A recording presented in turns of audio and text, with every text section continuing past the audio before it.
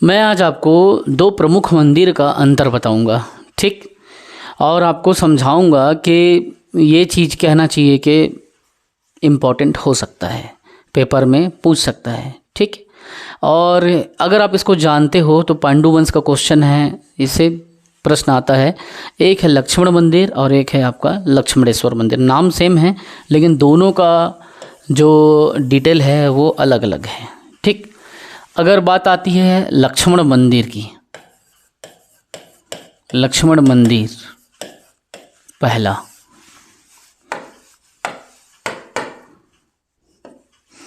एक है क्या तो लक्ष्मण मंदिर हो गया, ठीक।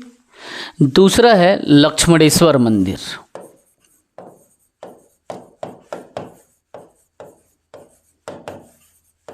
तो ये हो गया आपका लक्ष्मणेश्वर मंदिर। लक्ष्मण मंदिर और लक्ष्मणेश्वर मंदिर में दोनों में अंतर क्या है?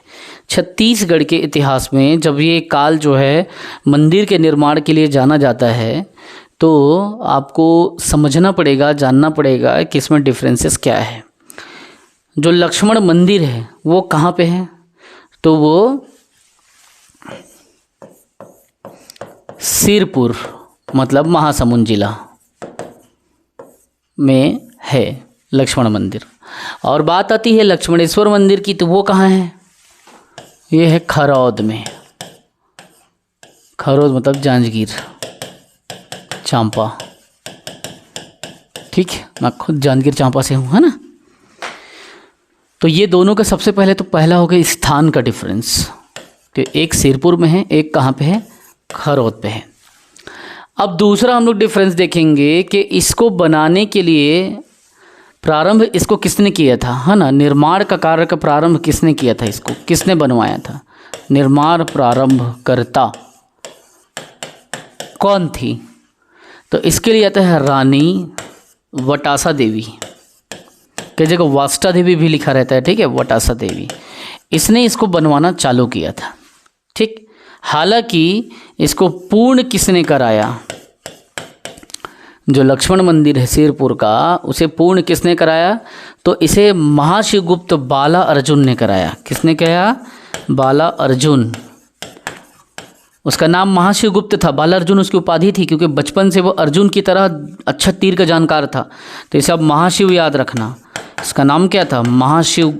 फिर गुप्त अपने पिता के नाम से लेता था वो, है ना। चंद्रगुप्त से, फिर हर्षगुप्त इसका भाई, फिर ये महाशिवगुप्त।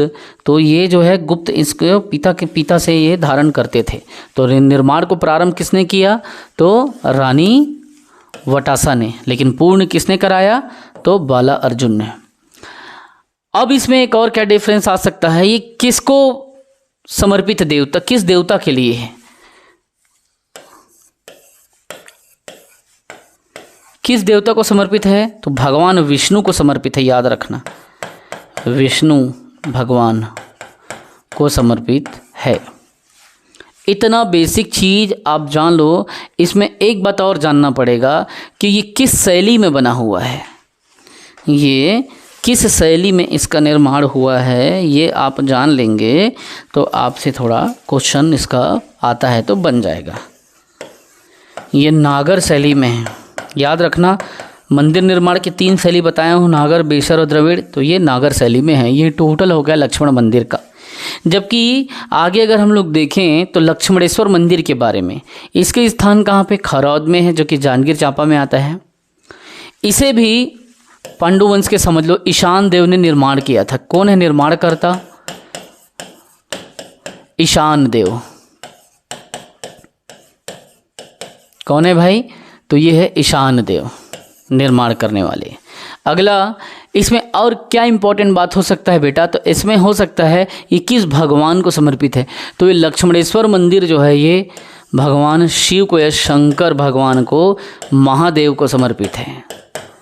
किसको समर्पित है? महाकाल को समर्पित है ना। और इससे क्या क्वेश्चन पूछ सकता है कि इसकी विशेषता क्या है? याद रखना, इस मंदिर में लाखा चाउर चढ़ाने का एक प्रथा है। लाखा चाउर में क्या होता है? 1.25 लाख चावल की पोटली को चढ़ाते हैं, ठीक है। 1.25 लाख चावल की पोटली को चढ़ाते हैं, इसीलिए इसे लाखा चाउर प्रथा कहते हैं। लाखा चाउर लाखा चावल बोलो या लाखा चाउर बोलो, जो आपको बोलना है। लाखा चाउर, अब गांव देहात के भाषा में ऐसे लाखा चाउर की प्रथा इसे कहते हैं, ठीक। और इसमें 1.25 लाख चावल की पोटली को चढ़ाया जाता है ना। इसी मंदिर का क्वेश्चन पूछा गया था कि लाखा चाउर कहाँ चढ़ता है, किसके लिए लाखा चाउर फेमस है ये। अब इसको तो निर्माण करा दिया ईशान देव ने, लेकिन इसका जीर्णोद्धार किसने कराया? तो कलचुरी शासक रत्नदेव तृतीय के सेनापति, ठीक है। जीर्णोद्धार मतलब रिपेयरिंग, इसका जीर्णोद्धार किसने किया? जीर्णोद्धार किसने किया? तो कलचुरी नरेश रत्नदेव के सेनापति, रत्नदेव तृतीय, RD3 करके याद करना, मैं RD3 किया हूँ, है ना।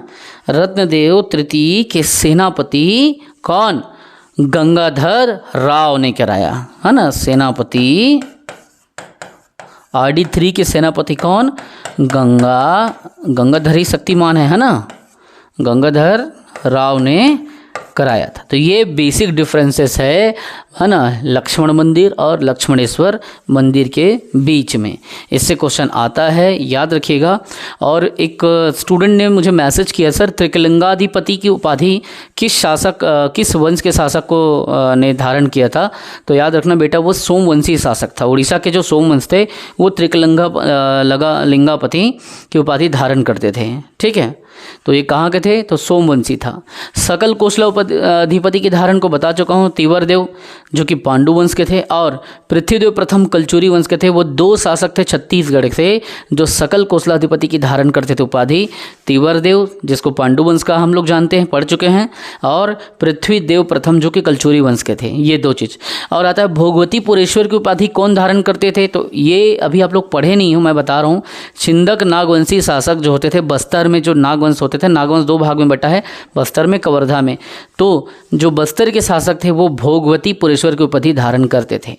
एक आता है परम महेश्वर की उपाधि, तो महाशिवगुप्त जो थे ना, महाशिवगुप्त पांडु वंश के, वो परम महेश्वर की उपाधि धारण करते थे।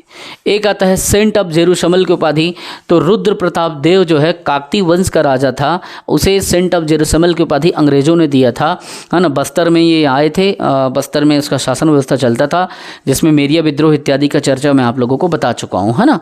या आप लोगों को पहले क्लास में यूट्यूब में मेरिया विद्रोह इत्यादि के बारे में थोड़ा सा बताया था, कोट पाट की संधि को बताया था। तो सेंट ऑफ जेरूशलम की उपाधि जो है रुद्र प्रताप देव काकतीय वंशी शासक उनको था। अब आता है परम भागवत की, तो परम भागवत की उपाधि धारण करने थे पांडु वंश के शासक जो होते थे वो परम भागवत की करते थे, जबकि परम महेश्वर की उपाधि महाशिवगुप्त बालार्जुन जो है वो उनसे हट के परम भागवत जैसे उनके परिवार के लोग करते थे, पांडु वंश के राजा लोग करते थे परम भागवत की। लेकिन परम महेश्वर की जो है महाशिवगुप्त बालार्जुन के बारे में जो मैं बताया हूँ, तो महाशिवगुप्त बालार्जुन जिसने क्या किया था, इस लक्ष्मण मंदिर को कंप्लीट कराया था, उसी ने ही थोड़ा अलग परम भागवत की जगह में परम महेश्वर की उपाधि को धारण किया था। तो ये टोटल चीज़ें हैं जिस पे हमको कहना चाहिए, बीच बीच में चर्चा करनी चाहिए, और ये बेसिक डिफरेंसेस को आप जान लो। CGPSC के मेंस में आया है और ये हेल्प करेगा आपको लिखने में, पढ़ने में, समझने में, ठीक। किताबें तो सबके पास होती है, लेकिन जो चीज़ें दिमाग में बैठती है वो किसी एजुकेटर अच्छे से पढ़ा दे तो दिमाग में बैठती है। नहीं तो किसके पास लूसेंट नहीं है, किसके पास में हरिराम नहीं है, किसके पास दृष्टि नहीं, किसके पास NCERT की किताबें नहीं है, हर किसी के पास हर सुविधाएं मार्केट में अवेलेबल है। परंतु पढ़ो ऐसा कि पढ़ा सको, वो सही एजुकेटर आपको पढ़ाएगा, तब आपके दिमाग में फिट बैठेगा, तब आपके दिमाग में अच्छे से वो सेट होगा। तो आगे की क्लास में फिर मैं आप लोगों को आगे कंटिन्यू कराऊंगा। जय हिंद।